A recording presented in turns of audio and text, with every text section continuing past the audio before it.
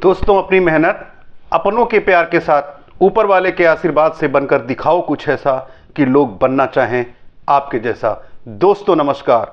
दोस्तों, हमें लोग क्यों दबाते हैं?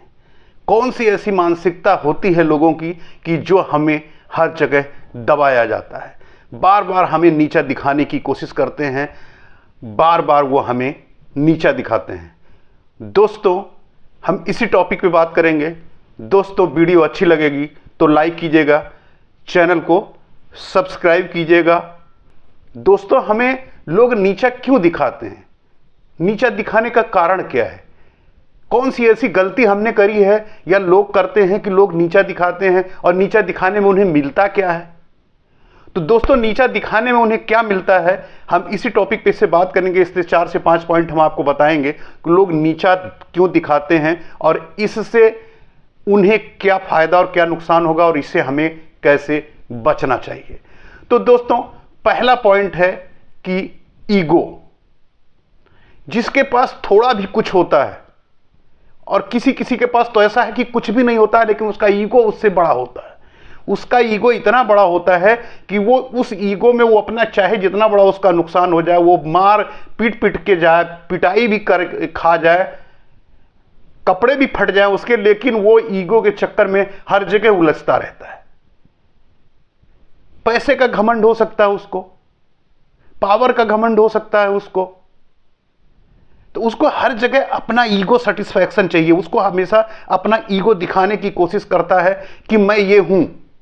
अहम जो है उसके अंदर, जो घमंड है, जो उसके अंदर ईगो है, उस अपनी ईगो को हर जगह आगे लाता है, और उस ईगो के चक्कर में वो हर जगह अपनी ईगो को आगे लेके आता है, और उसी ईगो की वजह से वो हमेशा दूसरे को दबाने की कोशिश करता है, दूसरे को नीचा दिखाने की कोशिश करता है, दूसरों को हमेशा अपने आप से हर चीज में, कुछ भी हो, वो स्टूडेंट है तो उसको नीचा दिखाने की कोशिश करेगा कि पढ़ के ये मेरे से अच्छा ना हो जाए।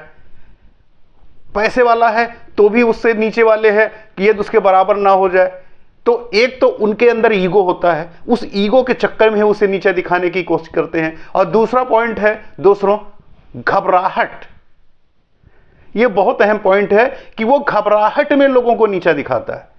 कहीं मेरे के बराबर ना हो जाए, कहीं पढ़ने में मेरे से अच्छा ना निकल जाए, कहीं मेरी से अच्छी पोजीशन ना हो जाए कि मुझे इसकी सैल्यूट ठोकना पड़े, मेरे बराबर ना आ जाए, मेरे बराबर ना बैठ जाए। वो फ्रस्ट्रेशन नहीं होता है, उनको घबराहट होती है। वो उस फ्रस्ट्रेशन में आपको नीचा दिखाते हैं, लेकिन उनकी मानसिकता को आपको समझना है।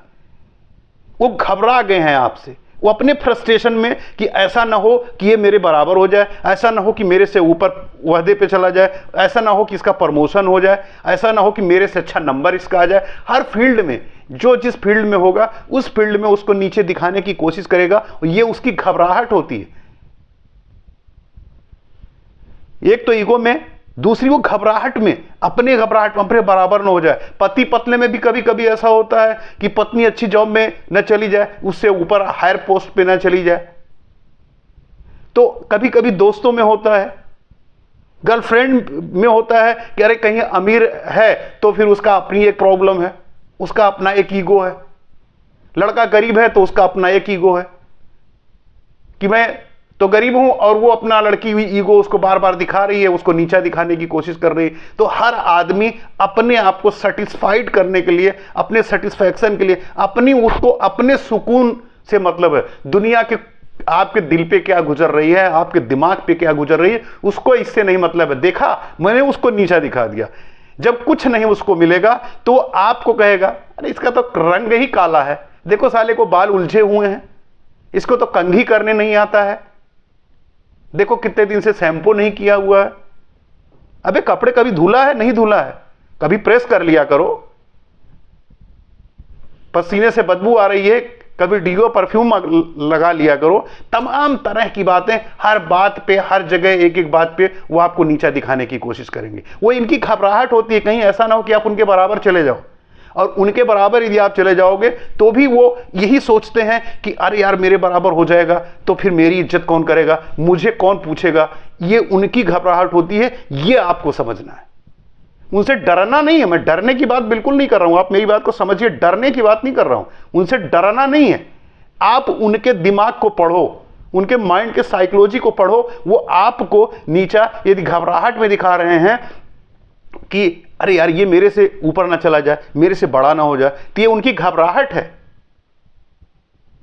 तो इससे भी आपको इनके माइंड को समझना है, डरना नहीं है, और उनको सही समय पर और सही जवाब देना है। लड़ाई झगड़ा करके नहीं, गाली गलौज करके नहीं, रफ टाक करके नहीं, आपको अपने काम करके और उनसे अच्छा बन के, जो उनका डर है उस डर को साबित करके ही आप उनको जवाब दे पाएंगे, और उनको जवाब देना है। और उसके बाद में दोस्तों अपने आप को हर जगह वो सही साबित कर दे। उन्होंने गलत भी बोल दिया ना, तीसरा पॉइंट है कि अपने आप को हर जगह वो साबित करने की कोशिश करेंगे। वो गलत भी बोल दिया तो ये नहीं मानने को तैयार होंगे कि हाँ मैंने गलत कह दिया या मैंने गलती करी, नहीं, वो किसी न किसी एंगल से घुमा के उसको हमेशा सही साबित करने की कोशिश करेंगे।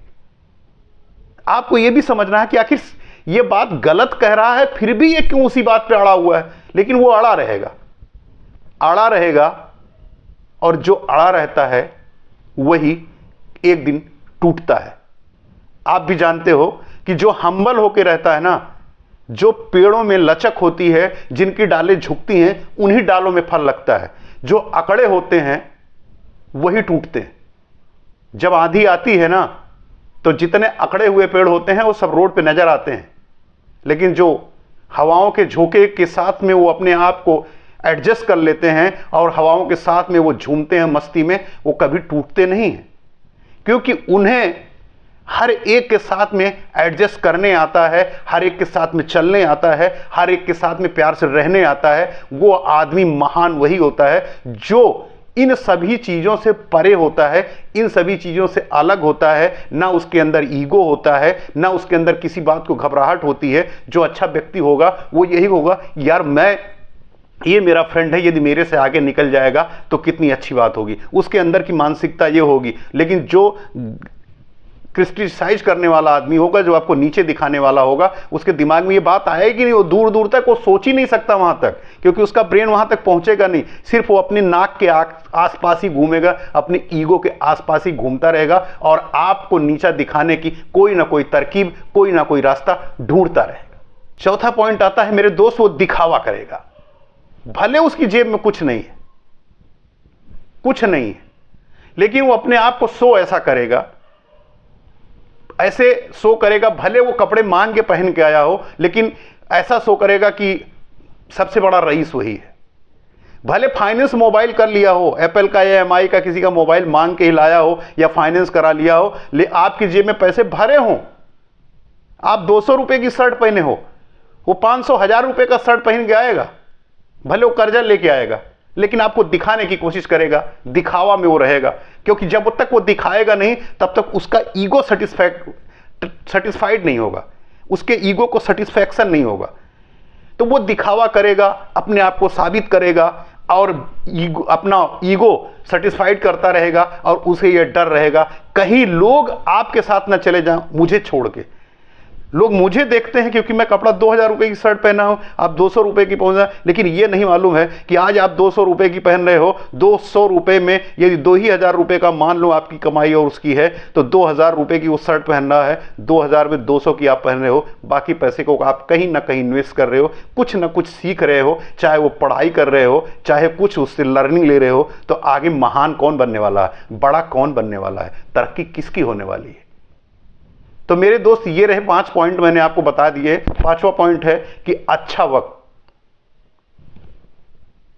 दोस्तों 5वां पॉइंट है कि अच्छा वक्त में हम्बल रहना, क्योंकि ये जिसको ईगो होगी ना वो कभी हम्बल नहीं रहेगा, कभी वो झुकेगा नहीं, वो हमेशा अपने आप को दिखाएगा और दिखावा करता रहेगा। हर आदमी को वो अपने दिखावा के चक्कर में, ईगो के चक्कर में हर आदमी से उलझता रहेगा, हर आदमी को अपनी बात सही कराता रहेगा, और इसी चक्कर में कहीं ना कहीं वो पिटेगा, कहीं ना कहीं वो लताड़ा जाएगा, और हर जगह उसके साथ उसकी बेइज्जती होगी, क्योंकि वो एक्सपोज होगा।